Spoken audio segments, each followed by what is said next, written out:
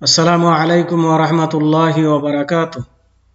আলহামদুলিল্লাহি রাব্বিল আলামিন ওয়াসসালাতু ওয়াসসালামু আলা আশরাফিল আমবিয়াই ওয়াল মুরসালিন নবিয়িনা মুহাম্মদ ওয়া আলা আলিহি ওয়া আসহাবিহি আজমাইন, আম্মা বা'দ। সম্মানিত ছাত্র ভাইরা, আমি এখন ক্লাস 2 এর ফিকহ ক্লাস আরম্ভ করছি। বিষয় ইমামতির হকদার। ইমামতির হকদার কথাটা বলতে আমাদেরকে বুঝতে হবে কথা যে যেখানে ইমাম নির্ধারিত নেই সেখানকার ইমামের বিষয়ে এই মাসালা, কিন্তু যেখানে ইমাম নির্ধারিত রয়েছে, বেতনভুক্ত নির্দিষ্ট ইমাম রয়েছে, সেখানে ইমামতি করবে সেই হকদার, তার শিক্ষা দীক্ষা যাই হোক না কেন। যদি নির্বাচিত ইমাম থাকে তাহলে তার বিনা অনুমতিতে অন্য কেউ সেখানে ইমামতি করতে পারবে না। কিন্তু যেখানে ইমাম নেই, যেমন রাস্তার অনেক সময় চলন্ত পথে কিছু মসজিদ আছে, সেখানে মুসাফিরগণ চলতি পথে নামাজ আদায় করে থাকেন যেখানে নির্দিষ্ট ইমাম নেই। তো এমতো এরকম স্থানে বা যেখানে ইমাম নির্ধারিত আছে কিন্তু উপস্থিত নেই, এখন যারা উপস্থিত আছে তাদেরকে নামাজ আদায় করতে হবে। তাহলে এমতো অবস্থায় কাকে ইমাম বানাবে, মানে যারা উপস্থিত আছে তাদের মধ্য থেকে কাকে ইমাম বানাবে, এই মর্মে আল্লাহ রসুল সাল্লাল্লাহু আলাইহি সাল্লাম কিছু থিওরি দিয়েছেন। এই থিওরির ভিত্তিতে ইমাম নির্বাচন করতে হবে। 1 নম্বর থিওরি হচ্ছে যে আল্লাহর কিতাব অর্থাৎ কোরআন যার বেশি কণ্ঠস্থ আছে, কোরআন যার বেশি মুখস্থ আছে, সে ব্যক্তি ইমামতি করার অধিক হকদার, তাকে ইমাম বানাতে হবে। যদি দেখা যায় যে কোরআন মুখস্থর ক্ষেত্রে একাধিক মানুষ সমপরিমাণের আছে, তাহলে দেখতে হবে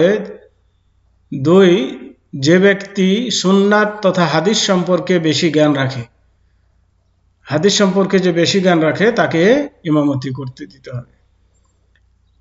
এটা তো যদি সমান হয়ে যায়, তাহলে তৃতীয় যে জিনিসটি দেখতে হবে সেটি হচ্ছে যে ব্যক্তি আগে হিজরত করেছে, তার মানে দারুল কুফর ছেড়ে দারুল ইসলামে চলে এসেছে ইসলামকে রক্ষা করার জন্য, এমন ব্যক্তিকে ইমামতি করতে দিতে হবে। এই তিনটাতেই যদি সমান হয়ে যায় বা একাধিক মানুষ পাওয়া যায়, তাহলে 4 নম্বর শর্ত যেটা দেখতে হবে সেটা হচ্ছে যে ব্যক্তি বয়সে বড় তাকে ইমাম বানাতে হবে। তার মানে এই জিনিসগুলো সিরিয়াল ভাবে খেয়াল করতে হবে। একটাতে যদি সমান হয়ে যায় তাহলে দ্বিতীয় নম্বরে আসতে হবে, দ্বিতীয় নম্বরেও যদি সমান হয়ে যায় তাহলে তৃতীয় নম্বরে আসতে হবে, তৃতীয় নম্বরে সমান হয়ে গেলে চতুর্থ নম্বরে আসতে হবে।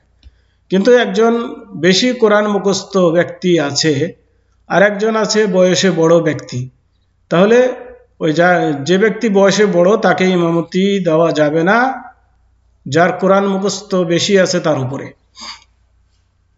তো এরকম এই পদ্ধতিটা খেয়াল রাখতে হবে। আর এর মধ্যেই পার্থক্য হয়ে যাবে। এছাড়া অন্য কোনো শর্ত লাগানো যেগুলো হাদিসে নেই, এমন কোনো শর্ত লাগানোর প্রয়োজন নেই। ইমাম ও মুক্তাদির স্থান,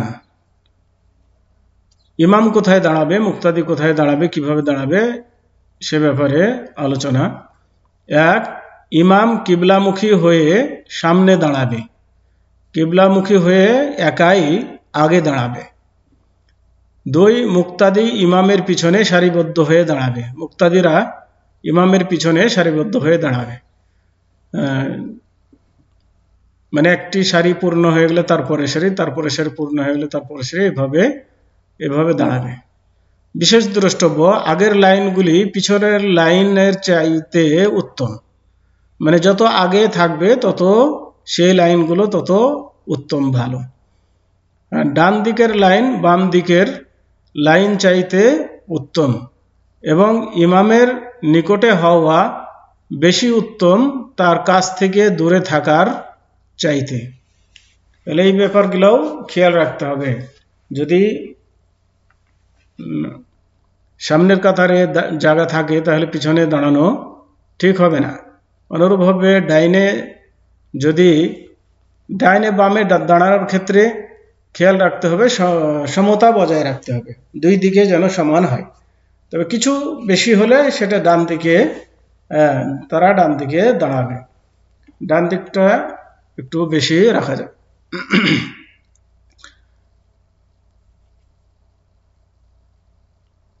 আর যদি একাই কোনো মুক্তাদি যদি একাই হয় তাহলে ইমামের ডান দিকে দাঁড়াবে। দুইজন হলে তারা দুইজন পিছনে পিছনে দাঁড়াবে। আর একজন যদি পুরুষ হয় আর একজন মেয়ে যদি হয় তাহলে পুরুষ ইমামের সাথে ডান দিকে দাঁড়াবে আর মেয়ে একাই পিছনে দাঁড়াবে।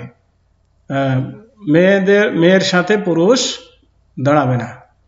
মেয়ে যদি একজনও হয় তাহলে একজনেই সে পিছনের কাতারে দাঁড়াবে, এভাবে দাঁড়াবে। মুক্তাদি সম্পর্কিত কয়েকটি বিধান। এক, মুক্তাদি যেন ইমামের আগে কোনো সময় কোনো কাজ না করে। ইচ্ছাকৃতভাবে এটা ইমামের আগে কোনো কাজ করা যাবে না, না হলে নামাজ বাতিল হয়ে যাবে।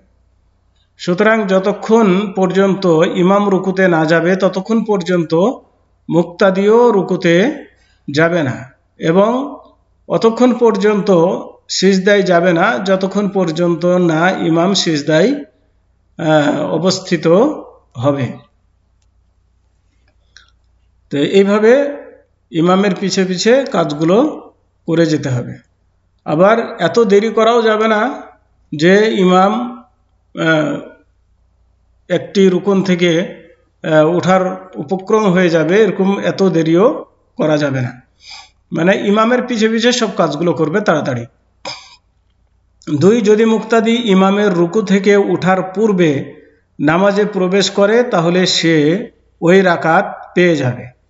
ইমাম রুকুতে আছে, আপনি গিয়ে আল্লাহু আকবার তাকবীরে তাহরিমা দিয়ে আবার আরেকটি তাকবীর দিয়ে রুকুতে চলে গেলেন। রুকুতে যদি পেয়ে যান ইমামকে তাহলে পরে এই রাকাত পুরা রাকাতটাই পেয়ে গেলেন, এটা ধরে নেওয়া যাবে। এই রাকাতটা আর ঘুরিয়ে পড়তে হবে না।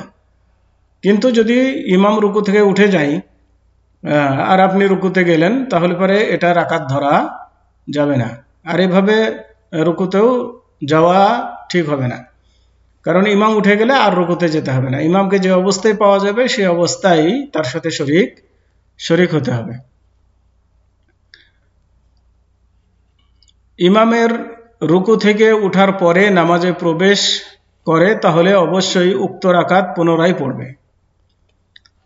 এখানে একটা কথা বলা আছে, এই বিষয়ে অন্য উক্তিও রয়েছে। তার মানে রুকু পেলে রাকাত পাবে কি পাবে না, এখানে বলা হলো রুকু পেলে রাকাত পেয়ে যাবে, কিন্তু ভিন্ন মতও আছে। কারো কারো মত এমনও আছে যে রুকু পেলে রাকাত পাবে না, কিন্তু রুকু পেলে রাকাত পাবে এটি প্রাধান্য দেওয়া হয়েছে এই মতটিকে। তো আজকে এ পর্যন্তই। ওয়াসাল্লাল্লাহু আলা নবিয়িনা মুহাম্মদ ওয়া আলা আলিহি ওয়া আসহাবিহি ওয়া বারিক ওয়া সাল্লাম। আসসালামু আলাইকুম ওয়া রাহমাতুল্লাহি ওয়া বারাকাতুহু।